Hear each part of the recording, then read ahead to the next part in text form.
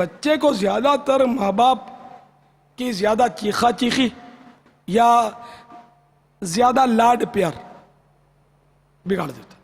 تو اس لیے اعتدال ہو. مارے بھی ایک بار جب مارنا ہو تو، اور اس طرح کی سزائیں دے اس کو. تو مارنا جو ہے نا، ضرب شدید کی تو اجازت نہیں ہے. بار بار یہ مائیں بہت چیختی ہیں. ویسے بیچاری ناقصات، عام طور پہ عورت تو ناقص العقل کہا گیا اس کو، ان میں ہوتی کم ہے.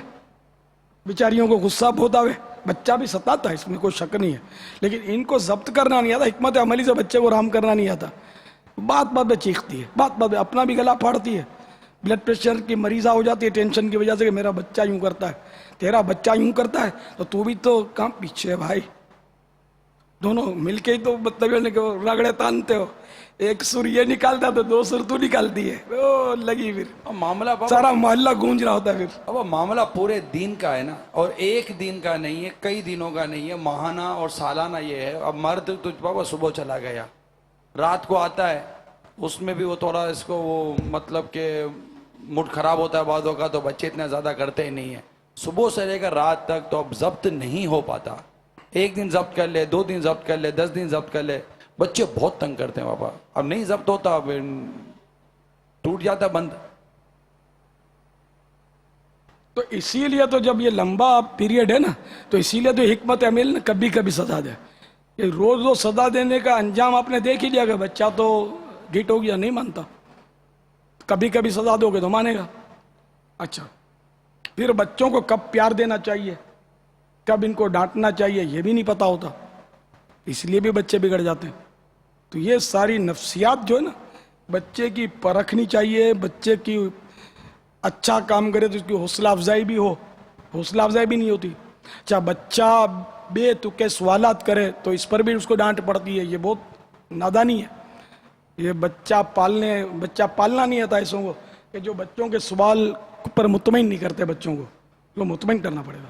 نہیں مطمئن کرو گے تو یہ وسوسے پالے گا اور کچھ کا کچھ یہ اپنے طور پہ جواب اس کا بنا لے گا.